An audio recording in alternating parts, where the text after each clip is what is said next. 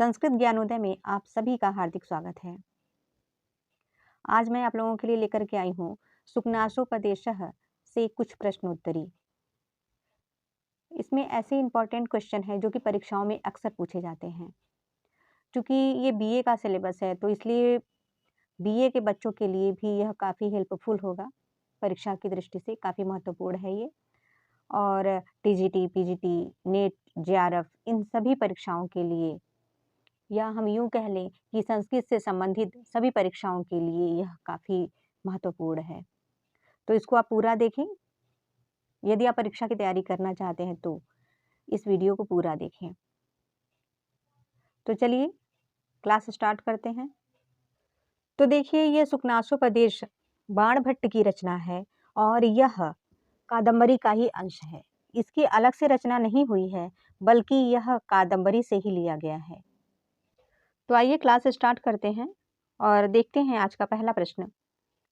पहला प्रश्न है, सुखनासोपदेश के रचनाकार कौन हैं? भवभूति, बाणभट्ट, सुबंधु और कालिदास। तो इसमें से सही आंसर है महाकवि बाणभट्ट। सुखनासोपदेश के रचनाकार बाणभट्ट हैं। तो जैसा कि पहले बताया गया है कि यह सुखनासोपदेशः बाणभट्ट की कोई अलग से रचना नहीं है, बल्कि यह कादम्बरी का ही अंश है। इसलिए सुखनासोपदेश के रचनाकार बाणभट्ट हैं। अगले प्रश्न की ओर बढ़ते हैं।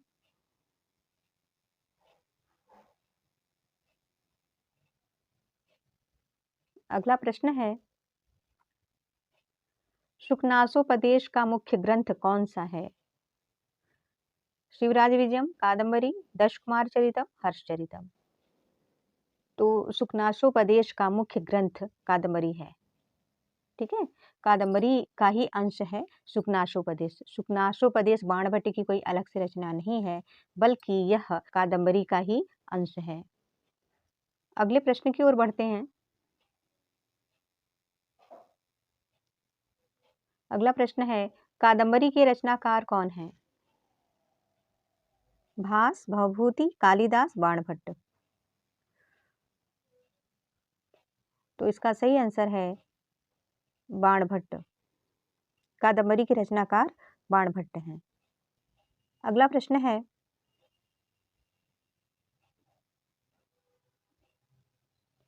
कादम्बरी के प्रारंभ में कितने श्लोक हैं? 20, 15, 25, 10। तो इसका सही आंसर है 20। कादम्बरी के प्रारंभ में 20 श्लोक हैं। अगला प्रश्न देखते हैं।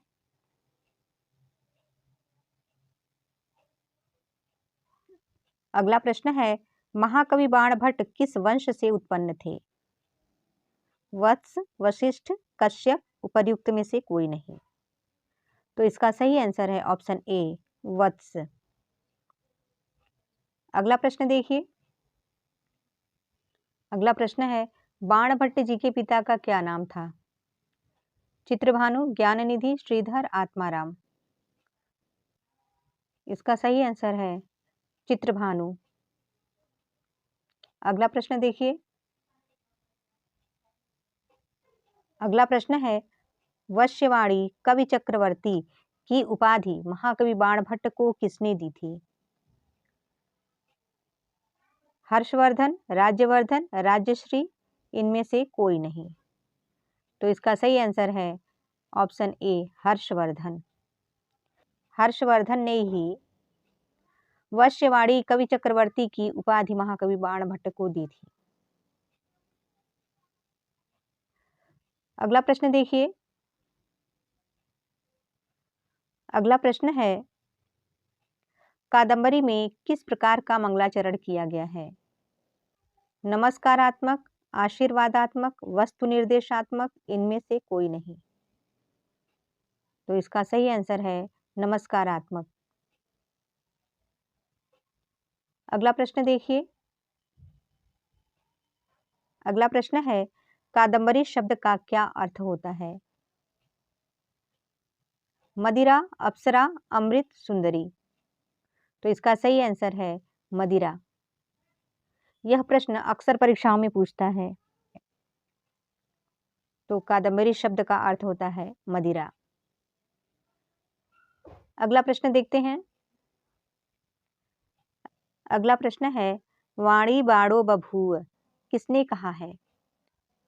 गोवर्धनाचार्य ने, मल्लीनाथ ने, माधवाचार्य ने, हर्षवर्धन ने।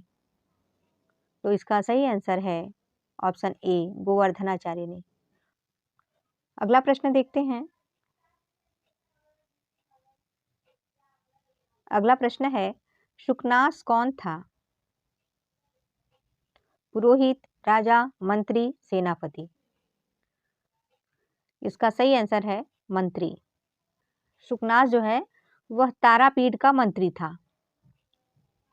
ठीक है। अगला प्रश्न देखिए। अगला प्रश्न है, शुकनास किसका मंत्री था? चंद्रापीठ, तारापीठ, शूद्रक, वैशंपायन। तो इसका सही आंसर है बी, तारापीठ का। ये जो शुकनास था ये तारापीठ का मंत्री था और ये जो चंद्रापीठ है वह तारापीठ का पुत्र है। अगला प्रश्न देखिए।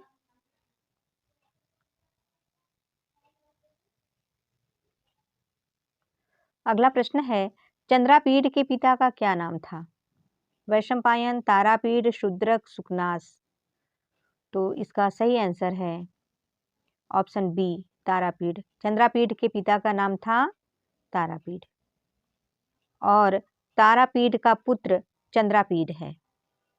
ठीक है। अगला प्रश्न देखते हैं। अगला प्रश्न है, शुकनास के पुत्र का क्या नाम था? शुकनास के पुत्र का क्या नाम था? तो इसका सही आंसर है वैशंपायन। शुकनास के पुत्र का नाम वैशंपायन था। ठीक। शुकनास तारापीठ का मंत्री था और ये जो चंद्रापीठ है यह तारापीठ का पुत्र है और तारापीठ का मंत्री ये शुकनास है। तारापीठ का मंत्री शुकनास है और ये जो वैशंपायन है यह शुकनास का पुत्र है। ठीक है। अगले प्रश्न की ओर बढ़ते हैं। अगला प्रश्न है, शुकनास की पत्नी का क्या नाम था? मनोरमा, मदिरा, विलासवती, लक्ष्मी। तो इसका सही आंसर है ऑप्शन ए, मनोरमा। शुकनास की पत्नी का नाम मनोरमा था। ठीक है। अगला प्रश्न देखते हैं। अगला प्रश्न है, समुद्र मंथन में कितने रत्न निकले थे? 15, 20, 14, 12। तो इसका सही आंसर है ऑप्शन सी, 14। आगे बढ़ते हैं। अगला प्रश्न है, शूद्रक की राजधानी का क्या नाम है? उज्जैनी, विदिशा, विंध्याटवी, वेत्रवती। तो इसका सही आंसर है ऑप्शन बी, विदिशा। शूद्रक की राजधानी का नाम विदिशा है। अगला प्रश्न देखते हैं।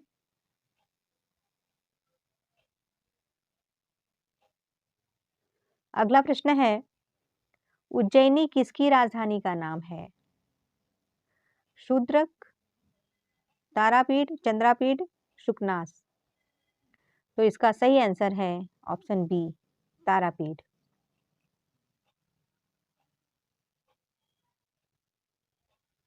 ठीक है। तारापीठ की राजधानी का नाम उज्जैनी है और शूद्रक की राजधानी का नाम क्या था? विदिशा। ठीक है। ध्यान रखिएगा, शूद्रक की राजधानी का नाम विदिशा है और तारापीठ की राजधानी का नाम उज्जैनी है।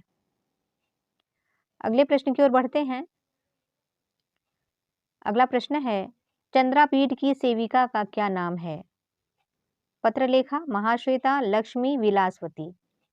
तो इसका सही आंसर है ऑप्शन ए, पत्रलेखा। चंद्रापीठ की सेविका पत्रलेखा थी। अगले प्रश्न की ओर बढ़ते हैं। अगला प्रश्न है, पत्रलेखा पूर्व जन्म में कौन थी? लक्ष्मी, रोहिणी, चांडाल कन्या, कादम्बरी। तो इसका सही आंसर है ऑप्शन बी, रोहिणी। पत्रलेखा पूर्व जन्म में रोहिणी थी। यदि आप मेरे चैनल पर पहली बार आए हैं तो मेरे चैनल को सब्सक्राइब करें और साथ में बेल आइकन को भी प्रेस कर दें, जिससे कि मेरी आगे आने वाली वीडियो का नोटिफिकेशन आपको मिल सके।